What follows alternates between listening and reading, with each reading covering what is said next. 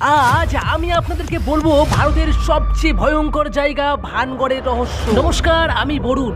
হ্যাঁ, ভানগড় এমন একটা জায়গা যেখানে সূর্য ডোবার পর আর কেউ যেতে পারে না। আর এর কারণটাও আজকে আমি আপনাদের এই ভিডিওতে বলতে চলেছি। ভাবো, একটা পুরো শহর হঠাৎ একদিন ধ্বংস হয়ে গেল।